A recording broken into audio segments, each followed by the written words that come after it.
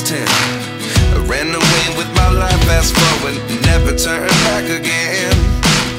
It's kind of funny that the more we pass time, the more we need to set the rewind. And 19 was the year I had to leave you, but now I'm seeing all the signs. Is this really happening? I can't believe it's true. I'm just as surprised. सभी दोस्तों को मेरा प्यार भरा नमस्कार। और मेरे दोनों ग्रेट मेंटर और सही मायने में इस बिजनेस में जय और बीरू की जोड़ी, दोनों ही ग्रेट मेंटरों को मैं साक्षात दंडवत प्रणाम करता हूं। थैंक यू दोस्तों। नाम प्रदीप शर्मा है। बेसिकली अलवर डिस्ट्रिक्ट से बिलोंग करता हूं। बाय प्रोफेशन प्राइवेट टीचर हुआ करता था। आज full time as a career के रूप में शेप शॉप करता हूं। जब मैं ऐसा कुछ भी नहीं बताना चाहूँगा कि मैं इस बिजनेस में कैसे आया, मेरे साथ क्या हुआ क्या नहीं हुआ, ये सारी चीज़ें डायमंड शिप में सुनाई देंगी। लेकिन मैं सीधा सीधा बात करूँगा, क्योंकि गुरु लोग एक ही बात बताते हैं कि सीधी बात नो बकवास। मैं सीधी बात करूँगा। जब इस बिजनेस में आया था तो गांव में सर एक प्रथा होती है कि जो थोड़ा पैसे वाला होता है उसको थोड़ा नज़दीक बैठाया जाता है और उससे एडवाइस भी ली जाती हैं कि बताओ भाई इस काम को आगे कैसे किया जाए। मैं भी सर एक मिडिल क्लास फैमिली से बिलोंग करता था और लगभग 6 से 7 फैमिली का एक परिवार था। लेकिन हमारे पापा जी, हमारे दादाजी को कभी भी इस तरीके से कभी भी नहीं बुलाया गया उनसे एडवाइस लेने या फिर किसी भी काम में फर्स्ट उनसे पूछा जाए। ये चीज़ मेरे दिल में बचपन से ही घर कर गई थी और मैं सोचा करता था कि करना तो कुछ बड़ा है, करना तो कुछ बड़ा है। और स्टार्टिंग में गुरुजी 3 से 4 गवर्नमेंट फॉर्म अप्लाई किए थे और जब नहीं पेश खाई तो उसके बाद फॉर्म लगाना ही बंद कर दिया था। लेकिन यहाँ पर हमारे एक से बढ़कर एक नए नए जवान आ रहे थे दिल्ली पुलिस से और बता रहे थे कि भाई हम भी इस बिजनेस को कर रहे हैं। तो ये बताने की जरूरत नहीं कि मैं इस बिजनेस में क्यों आया, क्योंकि जब उनको इस बिजनेस की जरूरत है तो मुझे तो और भी ज्यादा है इस बिजनेस की जरूरत। और इस काम को करता गया। एक समय ऐसा भी आया जब रिश्तेदारी में भी सबसे पहले उन्हीं लोगों को बुलाया जाता था, चाहे वो हमारी मम्मी के रूप में हमारे मामा जी के यहाँ पर हो या कहीं पर भी हो, जो पैसे वाला हो। हमारे मौसा जी नायब तहसीलदार से रिटायरमेंट थे, उनका जो बेटा था वो गवर्नमेंट टीचर था, उनको भी सबसे पहले इनवाइट किया जाता था, उनसे भी सारी चीज पहले पूछी जाती थी। हम कुछ भी नहीं थे, हमें नहीं पूछा जाता था। कोई भी काम हो ये बोला जाता था कि भाई भांजा हो तो ऐसा हो। ये सारी चीजों के बावजूद दिल में ये सारी चीजें घर कर गई।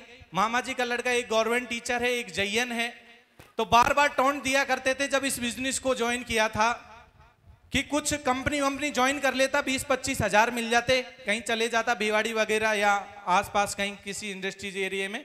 कहाँ मैं कहीं चक्करों में पड़ गया बेवजह। तो मम्मी को एक ही बात समझाया करता था कि तू टेंशन मत ले, जो कुछ कह रहा है उसको कहने दे। एक समय ऐसा भी आएगा कि इन्हीं की जबान अगर नहीं बदल दी ना तो असली बाप की औलाद ने। और वहीं से इस बिजनेस को करना स्टार्ट किया था। यहां से 10,000 भी कमाए, 20,000 भी कमाए। यहां से वीकली मैंने 23,000, 25,000, 42,000, 50,000, 60,000। और अगर बात करूं तो एक जयन और एक गवर्नमेंट टीचर दोनों की सैलरी को अगर मिला देना तो इस टाइगर की एक वीक की इनकम 1.25 लाख रुपया भी अचीव करके बताइए। और बोल दिया, अब बोल देना उन दोनों से कि दोनों की सैलरी महीने की मिला लो और तब जाके ले आओ। ये टाइगर अकेला वीकली काफी। उन दोनों की सैलरी को मिला के अकेला वीक के लेके आया और उसके बाद से इस बिजनेस को बहुत बेहतरीन तरीके से करके गया। एक चीज बन गई कि अब तो कुछ भी हो जाए टॉप करना है। और आपके आशीर्वाद से यहां से ऐसा कहा जाता है कोई जुड़ता नहीं है, 1 भी आए, 2 भी आए, 3 भी आए, 4 भी आए। आज ऑल ओवर लगभग 1500 से 2000 का नेटवर्क इस सर के साथ काम कर रहा है। जो लोग अपने, मैं किसी थोड़ी देर के लिए बुरा मत मानना क्योंकि मशीन तो अपनी खराब ही रखते हैं शिप शॉप वाले। जो लोग अपने एम पर वहां पर घमंड कर रहे थे, मेरे मामा जी के लड़के जयन आईएन टीचर, आज सर बात करते हो 100 में से 90% गवर्नमेंट एम्प्लॉइज टाइगर के टीम में काम करते हैं। 100 में से 90% गवर्नमेंट एम्प्लॉय। और ज्यादा कुछ कहना चाहूंगा नहीं। जहां कभी सोचा भी नहीं था कि साइकिल के बाद मोटरसाइकिल भी घर में आएगी। बाइक भी सर खूब कोशिश कर ली, बाइक नहीं ले पाए कभी भी, शादी में जाके मिली थी। टीवी की कोशिश कर ली, टीवी नहीं आई, वो भी शादी में मिली थी। लेकिन आज उसी बाप का बेटा जो बाइक नहीं ला पा रहा था, उसी बाप का बेटा आज हाल ही में टाटा पंच एडवेंचर रिदम बुक करा के आ चुका है और बहुत जल्दी डिलीवरी भी होने वाली है। Thank you. और ऐसा कहा जाता कि बाइक से सफर करेंगे, बाइक की छोड़ो, यहां से इस टाइगर ने थाईलैंड भी फाइट किया हुआ है, दुबई भी फाइट किया हुआ है। जब मन करेगा सिस्टम का ले जा सकती है, अपन तैयार है सर, कोई दिक्कत नहीं, उड़ने के लिए भी अपन तैयार हैं। और गुरुजी कमिटमेंट करता हूं कि अब जो टारगेट चल रहा है सितंबर से स्टार्टिंग कर देंगे गुरुजी, और कम से भी कम नहीं तो 21 टारगेट आपके सिर चरणों में समर्पित कर दूंगा गुरुजी। 21 टारगेट चाहे कुछ भी हो जाए। और मैं गोल्ड लेवल पर भी बेस्ट परफॉर्मर था सर, पर्ल पर भी मैं बेस्ट परफॉर्मर था, और अब कोरल हूं। कमिटमेंट है सर, जो भी कोरल हो सर लगा देना दम, बेस्ट परफॉर्मर तो ये टाइगर ही रहेगा कोरल लेवल पर भी। Thank you. और सर ज्यादा कुछ कहना नहीं चाहूंगा, मात्र कुछ शब्दों से अपनी मैं वाणी को विराम दूंगा।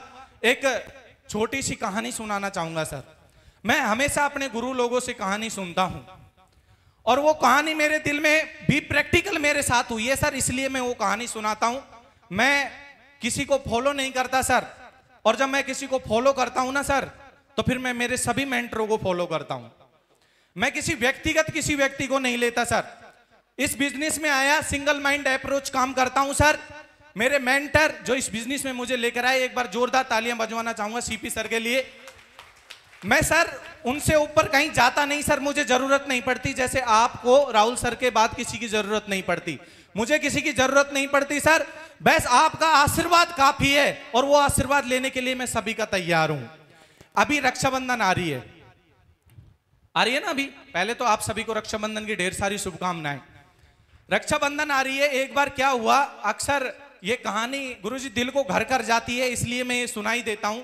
एक बार क्या हुआ, एक बहन थी और एक बहन ने अपनी भाभी को कॉल किया कि भाभी मैंने एक राखी भेजी है, वो आपको मिली या नहीं मिली।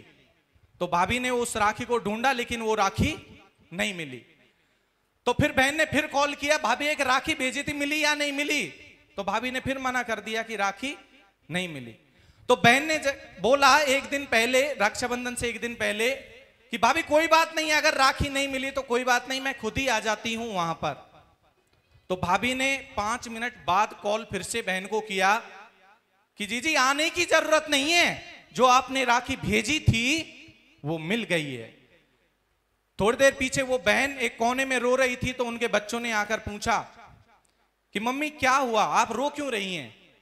तो उन्होंने एक बड़ा सुंदर जवाब दिया कि बेटा तेरी मामी को राखी भेजने के लिए मैंने फोन किया था, लेकिन अब तेरी मामी का कॉल आया है कि जीजी आने की जरूरत नहीं है, राखी मिल गई। तो मैं ये सोच रही हूं कि जब मैंने राखी भेजी ही नहीं तो उसको मिली कहां से। Thank you. और एक बात कही जाती है सर, टूट जाते हैं गरीबी में वो रिश्ते जो दिल के पास होते हैं। टूट जाते हैं गरीबी में वो रिश्ते जो दिल के पास होते हैं, लाखों यार बन जाते हैं अमीरी में जब पैसे पास होते हैं। इन्हीं कमिटमेंट के साथ आज की वाणी को मैं यहीं विराम देता हूं, और मैं आप सभी से गुजारिश करूंगा सर, ज्यादा कुछ दिमाग लगाने की आवश्यकता नहीं है। अगर गरीबी का नामो निशान मिटा सकता है तो एक यही सिस्टम है, और कोई सिस्टम नहीं है। थैंक यू सर, बहुत बहुत धन्यवाद सर।